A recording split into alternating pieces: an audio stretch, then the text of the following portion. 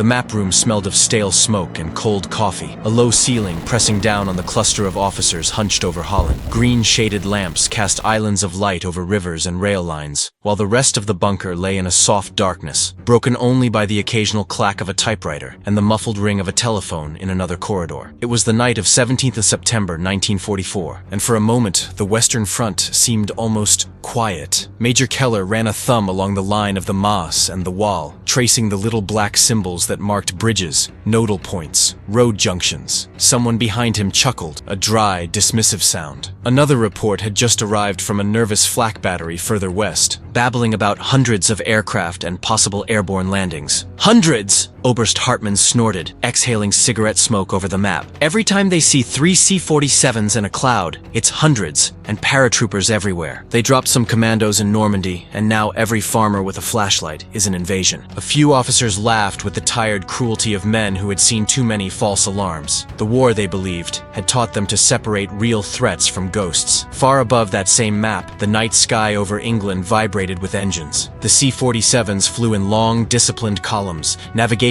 lights dimmed, each fuselage stuffed with men and fears. In one of them, a young American paratrooper named Frank Doyle sat wedged between his comrades, the floor thrumming under his boots. The air was thick with oil, canvas, sweat, and the sour tang of nervous stomachs. Red light washed over rows of faces hidden under helmets and netting, cheeks streaked with charcoal. Doyle flexed his gloved hands and felt the canvas straps bite into his shoulders. Somewhere ahead, the path to a Dutch bridge had been drawn with neat pencil lines and confident arrows, as if one could simply parachute onto a map and claim it by willpower alone. The briefing had been simple enough. Jump, rally at the DZ, seize the bridge before the Germans understood what was happening. Light opposition, they'd said. Confusion among German staff. He tried to believe it, but the drone of engines made every promise sound thin. In the German headquarters, the telephone finally found its voice. A corporal hurried in, boots scuffing on the concrete, carrying a fresh strip of paper torn from the teletype. Keller straightened, already expecting more hysteria from some flak position. Instead, he read about radar screens crowded with returns, about a stream of aircraft so dense the operators had stopped counting and started drawing a solid band across the scope. Further messages followed in quick succession, observation posts reporting armadas crossing the coast, the distant mutter of engines audible even over the wind. The laughter in the room faded, replaced by a brittle silence as they stepped closer to the map, following the imagined path of the Allied planes inland. Hartmann forced a sneer he no longer entirely felt. "It'll be a raid," he muttered, more to himself than anyone. "Sabotage, a few bridges, nothing decisive. Paratroops are a nuisance, that's all. Light infantry that falls from the sky and dies on the ground." Doyle felt the first tremors of flak before he saw them, the aircraft shuddering as if some giant hand had flicked it from below. The red lights swung, helmets banged together, and someone cursed under his breath. A moment later, the dull thumps of exploding shells reached them, muffled by metal skin and roaring engines, like distant doors slamming shut. He swallowed hard, tasting cordite and fear as the jumpmaster leaned toward the small round window, peering out at the chaos blossoming in the night. Orange bursts winked upward, streaks of tracer crawling lazily past the wings, some too close, some far too close. Doyle's world shrank to the green bag between his knees, the static line clipped to the overhead cable, the weight of the parachute pressing into his spine. "Stand up!" the jumpmaster shouted, and suddenly everything that had been abstract in the briefing room became brutally real as men squeezed into a narrow column, smacking each other's shoulders, gear clanking in a nervous symphony. In the map room, the noise arrived like a storm rolling over the horizon. At first, it was only a faint vibration along the bunker ceiling, a suggestion that something vast was moving out there in the dark. Then the distant thud of flak batteries answered, and phone lines began to light up like a Christmas tree. Keller's hand hovered over the telephone as reports came in, overlapping, confused. Landings near Eindhoven, more aircraft heading northeast, parachutes sighted in scattered clusters. Hartmann barked questions, size, direction, unit identifications, but the answers were all the same. Too many to count, all of them. The sky is full. For a moment, the German staff stood caught between their earlier contempt and the dawning realization that this might be something far bigger than another nuisance raid. "They're going for the bridges," Keller said quietly, tracing the line that ran from Eindhoven up through Nijmegen and onto Arnhem. "They're not fools. They mean to break the front in one stroke." The jump light flicked to green, a small glowing verdict, and then the aircraft vomited men into the night. Doyle stepped into the slipstream and the world vanished in a roar and a rush of cold air. His stomach lurched, the harness snapped tight, and for a terrifying moment he was tumbling between sky and earth, nothing but wind clawing at his face. Then the parachute yanked him upright with a savage jerk, and he gasped as the black canopy snapped open above him, cracking like a flag in a storm. Below, Holland revealed itself in fragmented impressions, fields sliced into neat rectangles, hedgerows like dark scars, the glint of water in narrow canals. The sky was full of white mushrooms blossoming in every direction, each one a human life suspended between safety and a hard landing. Tracer fire stitched upward, green and red threads passing through some of those canopies, sending them spinning wildly. He could hear shouting, the sharp bark of German machine guns somewhere on the ground, and the ugly thud of bullets punching through fabric. When he hit, the earth came up faster than he expected, slamming into his legs with bone-rattling force. He rolled, dirt grinding into his teeth, the parachute dragging for a few seconds until his hands found the risers and killed the canopy. The air smelled of churned soil and distant smoke, and the ground under his palms was damp and cold. Voices called out in the darkness, some in English, some in a language he didn't recognize because it was being screamed by someone wounded. Doyle forced himself to his feet, fingers fumbling with buckles and clips, shedding the parachute's embrace. Shadows wove between low hedges, silhouettes of men doing exactly what he was doing, trying to turn from falling bodies into a fighting unit before whoever held this patch of Holland decided to erase them. In the distance, a church bell rang wildly, a panicked metal heartbeat. Somewhere closer, a truck's engine revved and cut, as if its driver had suddenly changed his mind about where he wanted to be tonight. By the time Keller's staff understood the pattern, bridges were already changing hands. Field reports, fragmented, breathless, sometimes half in static, told of Dutch civilians waving from doorways as men in foreign uniforms rushed past, of American paratroopers blowing up German vehicles that had been calmly parked along village roads only hours before, of British red berets appearing like ghosts on dikes and canal banks. A bridge near Eindhoven had fallen after a furious firefight, defenders swept aside by men who had dropped out of the sky barely an hour earlier. Another crossing had been seized almost intact when its guard detachment, rattled and convinced they faced an entire division, abandoned it in confusion. Hartmann stared at the pins marking those bridges, now tagged with little paper strips scribbled in pencil. Lost. Enemy hands. Status uncertain. He remembered his own words from earlier. Paratroops are a nuisance, and said nothing, jaw clenched so tightly it hurt. Doyle's unit formed up by the light of burning haystacks and tracer arcs, voices cutting through the chaos in clipped commands. A lieutenant he barely knew waved them toward a narrow road bordered by trees, pointing in the direction of a bridge that was just a name on a map to most of them. Trucks lay abandoned in ditches, their drivers nowhere to be seen, and once they passed a bicycle lying in the middle of the road as if its owner had simply vanished mid-ride. Dutch families peered from windows, curtains twitching. An old man stepped out to point with a trembling hand toward the sound of gunfire, as if to say, "If you're looking for the war, it's over there." The air grew thicker with the smell of cordite and exhaust as they neared the crossing. Doyle could hear the distinct chatter of an MG-42, a high, ripping sound that cut through all other noise. They went to ground, crawling through a ditch filled with muddy water and crushed reeds, feeling the cold seep into their sleeves as bullets snapped overhead. The bridge itself loomed as a dark silhouette against the sky, its metal ribs framed by muzzle flashes. German soldiers had taken cover behind sandbags and the angular shapes of parked trucks, firing down the length of the road. Allies hugged the embankment, trading shots, their rounds sparking off the steel. Doyle's heart hammered as the order came down the line. A small group would make a dash for the foot of the bridge while the rest laid down covering fire. He tasted bile and mud as he pushed himself into a crouch, weapon clutched so tight his knuckles ached. When the signal came, nothing more than a shouted word and a sudden increase in their own fire. He ran, legs pumping, the world narrowing to the rectangle of road in front of him. Bullets hissed past like angry insects. One struck the pavement near his boot and sent a hot sting of stone shards into his calf. He almost slipped on someone's dropped helmet but somehow stayed upright, slamming into the concrete of a pillar at the bridge's approach and pressing his cheek into the cold surface as if it could swallow him. In another city, along another river further north, British paratroopers were doing the same under a different sky. Arnhem's distant bridge was a prize drawn in thick ink during Allied briefings, the farthest point of the airborne spear. Even as cables and radios misbehaved, dropping voices into static,